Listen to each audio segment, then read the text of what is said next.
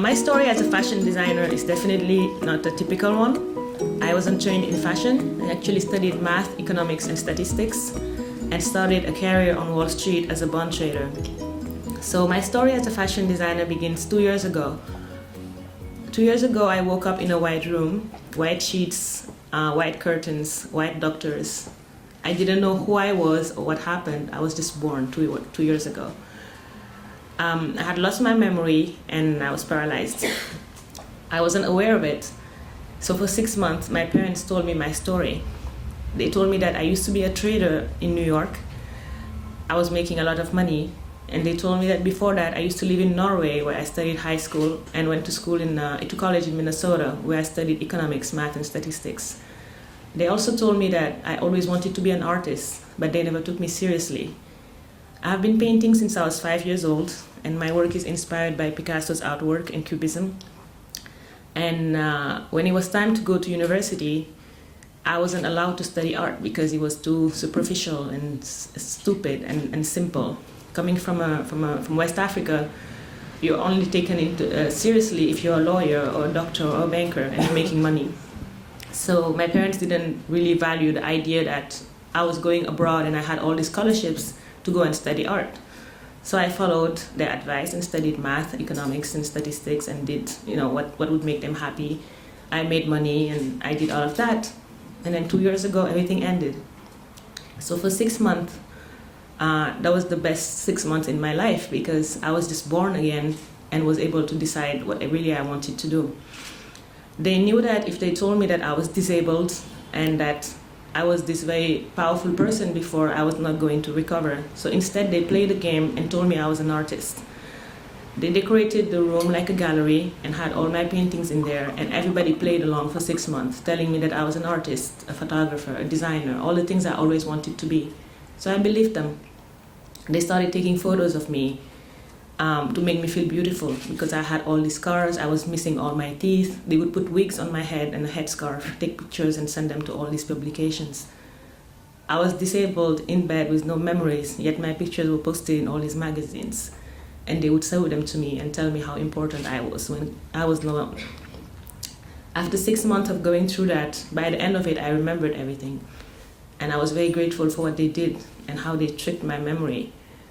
Something very important happened also because it made me realize the power of the mind and the power of dreams. You can be anything you want if you believe in it.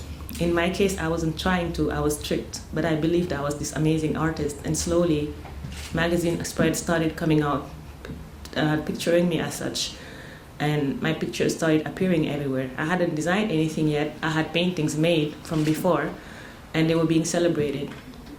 I still didn't understand what was happening to me, but I did know that I wanted this life and I did not want to go back to what I used to do before.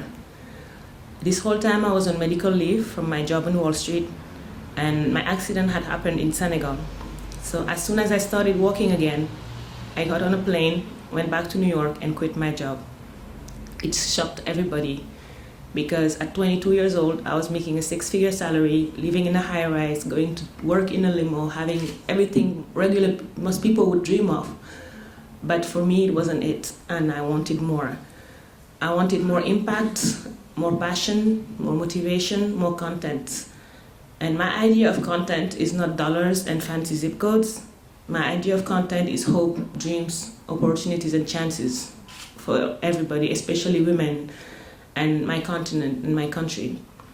So in January 2013, I quit my job, and a week later, I received an invitation from Mercedes-Benz Fashion Week to come and attend all the shows as a guest blogger. I thought it was a joke. I didn't understand how and why. And apparently the blog I had started while I was disabled to help me recover my memory was very well followed, and they wanted me to cover the fashion shows in it. So I went to the shows dressed in a very dramatic way, like I always do, and people started taking my picture and asking me questions, and they asked me my name. For the longest, I didn't really know what identity to give them. I didn't want to be the banker. I didn't want to be the math whiz. I didn't want to be the student. It's like, well, I'm going to give them a new name. No one ever called me Diarra Bousso before. Bousso is my middle name. Everybody called me Diarra Gay. So I'm going to give them Diarra Bousso so that if they Google me, math and finance won't come up. So I started using this name because I had all these interviews and everybody wanted to know who I was because they had never seen me before. Then I called my parents from New York and I said, Mom, everybody's going to Google me and nothing's going to come up. I really need to do something amazing because now these things has to come up. And it was like a joke. But deep inside, I knew I wanted to go back to Africa. I knew I wanted to do something related to art, and I really wanted something that had an impact. So after Fashion Week, all the press from the blogger side, all the photos, all the interviews, I decided to pack all my bags and move back home. I hadn't lived in Senegal for 8 years and decided to launch a company called Dakar Boutique. And I patented 2 brands, Mint and DB, with the aim to celebrate the power of dreams and use my story as an example for people in general from developing countries whose idea of success is going to the West, and especially for women. So I started in February 2013, and today our work has been published in Glamour, Vogue, the New York Times, and the Huffington Post, among others. I've been named a representative of Senegal from the United Nations for their new platform for art and heritage. And last year had the amazing opportunity to present my collection to all the First Ladies during the UN Summit. Franca Sozani, Donna Karan, Saudi royal family, Queen Noor of Jordan. It was like a dream, and I'm constantly crying from happiness because I think that sometimes you need to take a step back and remember that everything is possible. So 1 week ago, I launched a book, a women empowerment book titled Letters to My Sisters, and we presented it at the White House in DC. And my message to all women is to believe. I think it all starts with the mind. At the end of the day, anybody can be anything they want. And I wanted to lead by example. I wanted to quit my job. I'm working on starting a factory in Senegal, an ethical factory that will employ women and men also, but I want to really emphasize how powerful women can be. This trick was played on me by my mother, and I will never thank her enough for fooling me for 6 months to believe I was somebody else, who I ended up becoming.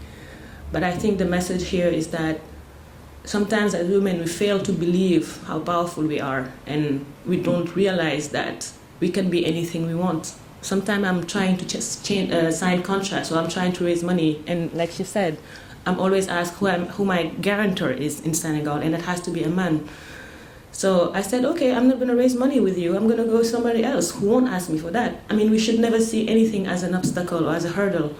And when I say my age, it shocks everybody. I'm 25 years old, but I've always been stubborn, and I've always believed that anything is possible, regardless of gender, of race, of religion. Just to talk about my lines, I have a ready-to-wear line inspired by my artwork and my paintings and my travel, and then a couture line that is dresses that are hand-embroidered by female workers in Senegal, and luxury handbags using recycled ostrich from South Africa, this is one of them. And earlier this year, I had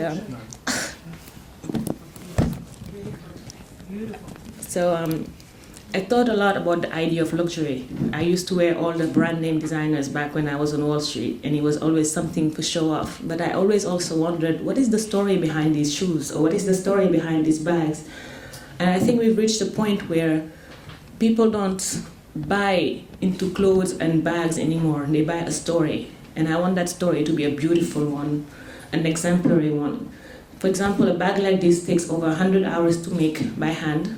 The ostrich is recycled from the Karoo region in South Africa because they are the biggest ostrich consumer in the world. The logo is covered in 22 karat gold and made by jeweler, female jewelers in Senegal. And I want that anybody who works or who holds this bag to know that they're carrying a powerful story, a story of the African dream, a story of women empowerment, a story of luxury, because luxury needs to have value. And by value, I mean social value, not just label value. And each bag has a serial number in the back because you need to know how much, where you stand between others. And I'm very happy that earlier this year, the celebrity Akon got the first one and wanted his name on it with number 001 because he told me something. He said, you're young and you don't realize this, but in a few years, this is going to be a powerful story. And I want to be able to say I was the first one who believed in you. So I'm very grateful for this. I'm grateful for Paco. I met him 3 months ago in Nigeria. And I'm grateful for people who are believing, not just in me, but in the message I'm trying to give. I think dreams are very powerful and we need to really take them seriously. And I'm going to end with this quote, which is in the book as well. I'm an unrealistic person who only relates to the impossible, the difficult, the marvelous. I'm so lost in my dreams that reality doesn't interest me. Anything that seems too easy, simple, or doable, I abandon. The ants of unfeasibility in fantastical stories is what motivates me to try and live my own. At the end, reality is just a support for our dreams to stand. Thank you.